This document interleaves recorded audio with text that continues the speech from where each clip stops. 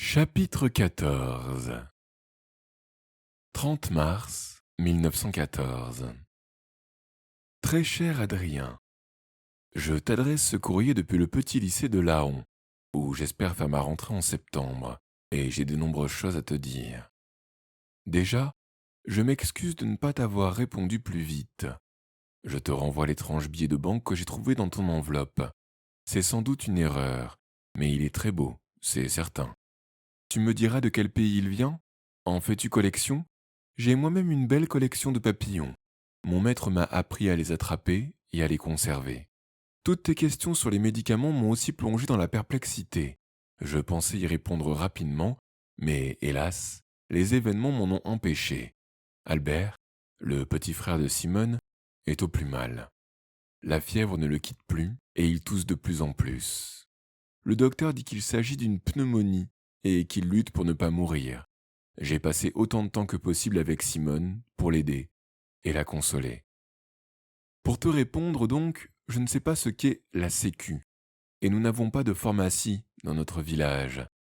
Je comprends que tu ne puisses pas envoyer de médicaments. Je vais demander à grand-père de nous en donner. Nous déjeunons chez lui. Il était enchanté à l'idée de rencontrer mon maître. Ce qui me semble bizarre, c'est que j'ai eu l'impression, en lisant ta lettre, que tu n'étais pas du même monde que moi.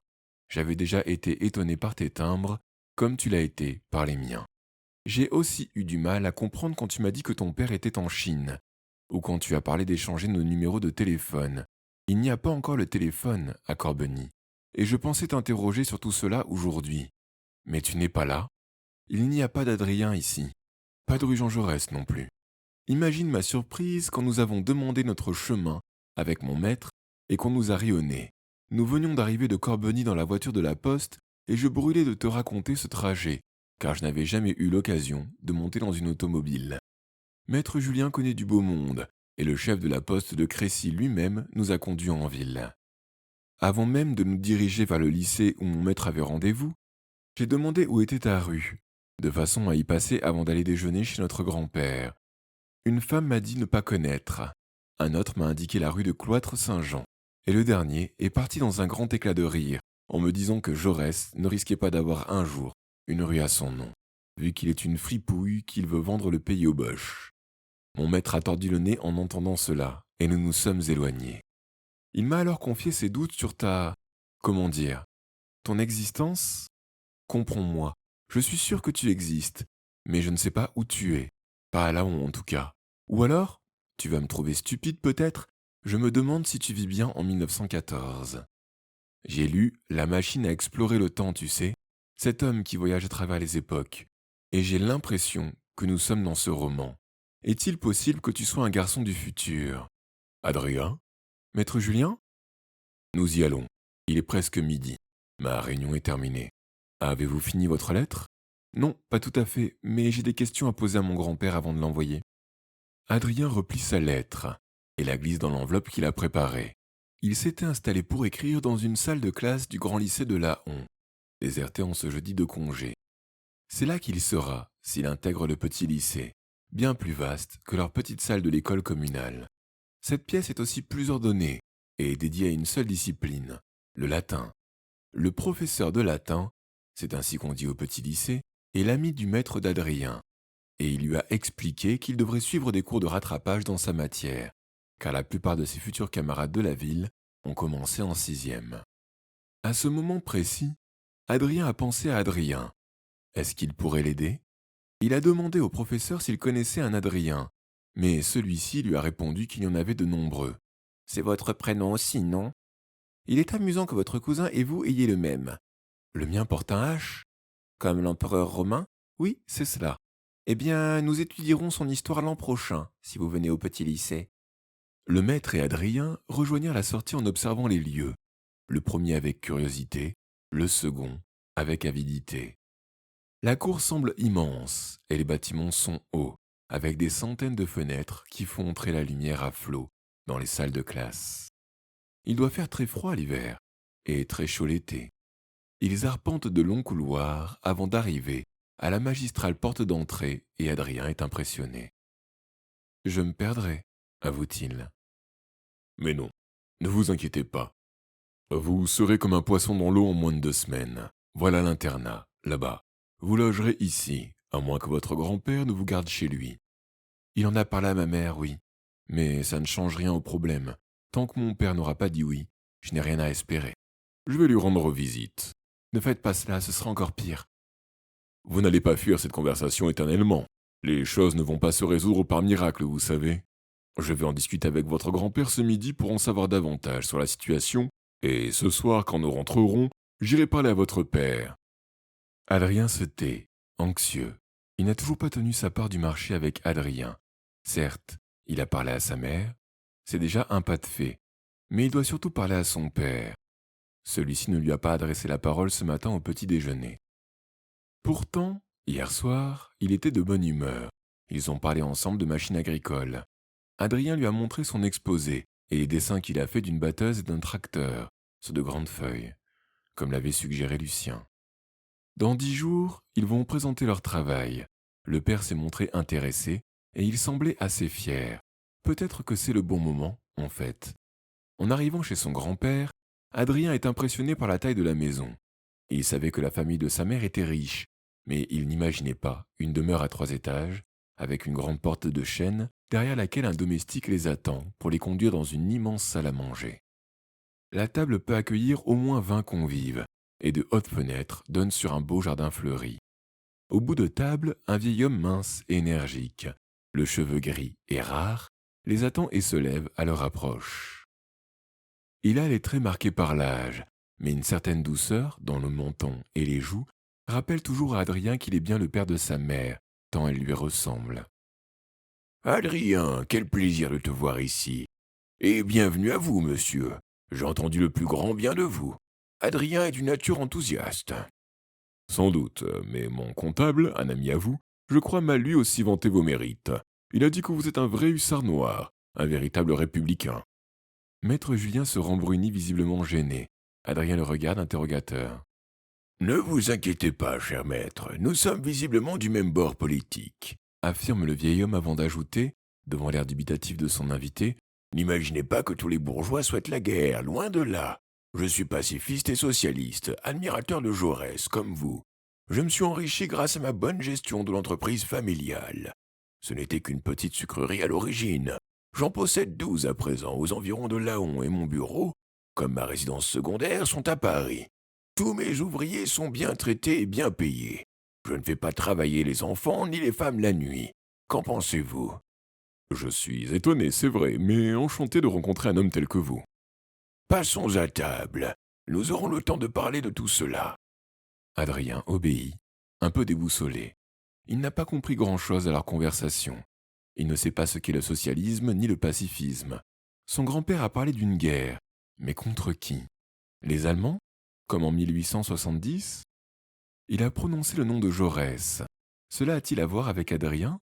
Il s'assied devant une belle table, couverte d'une nappe blanche et d'assiettes de porcelaine fine. Les couverts sont en argent, les verres en cristal.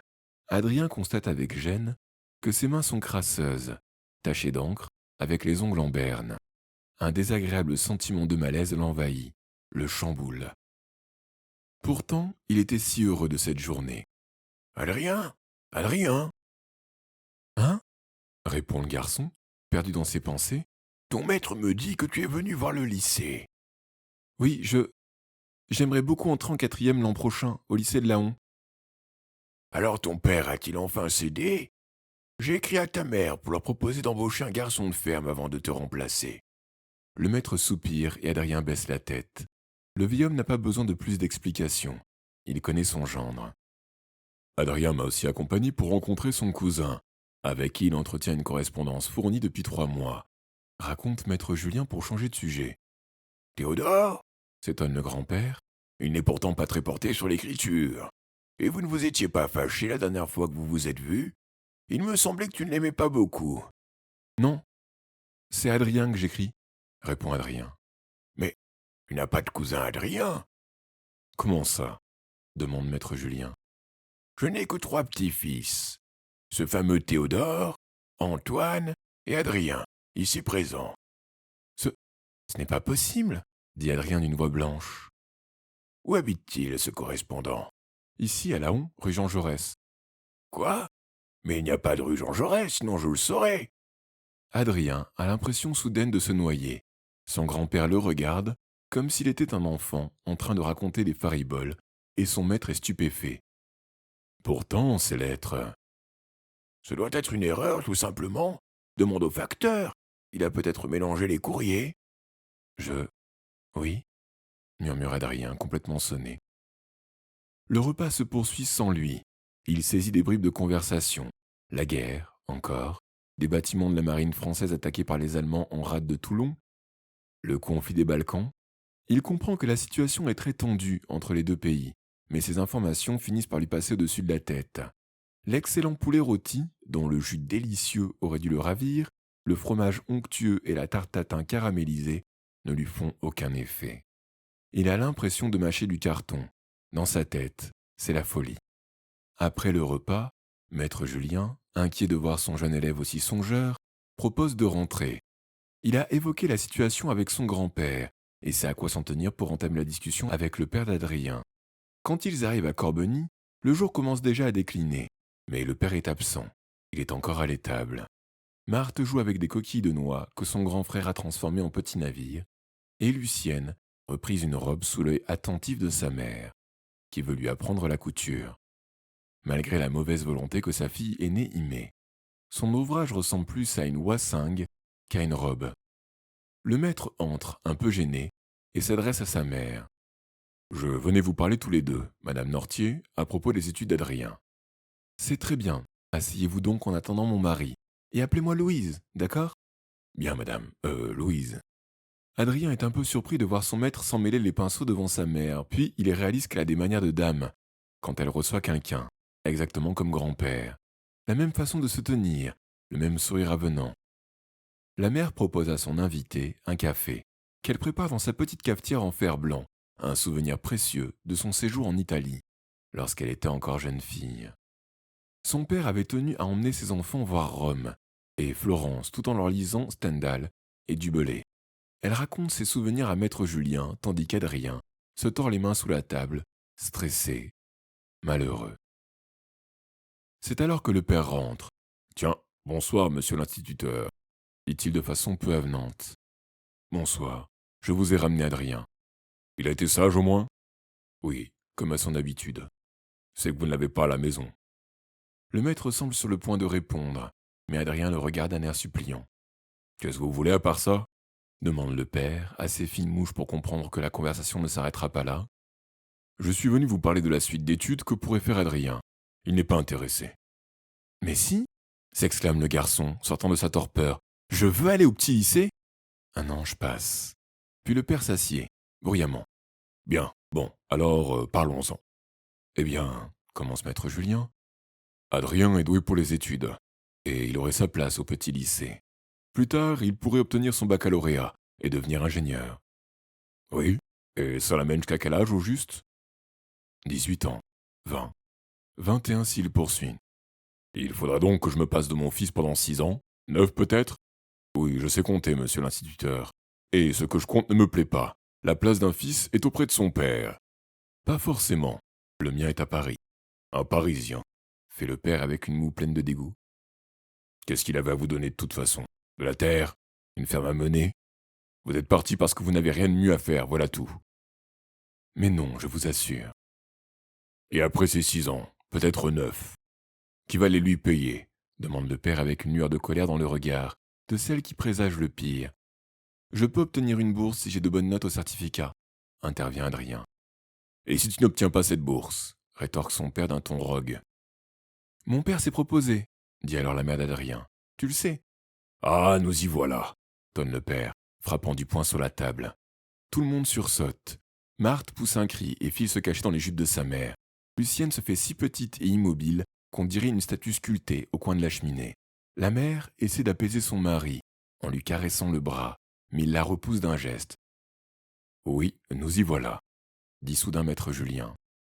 Adrien s'aperçoit que lui n'a pas du tout l'air inquiet, et il admire son courage. « Je ne veux pas l'aide de ce monsieur, » gronde le père. « Cela tombe fort bien. Il ne veut pas vous aider, vous. Il veut aider Adrien.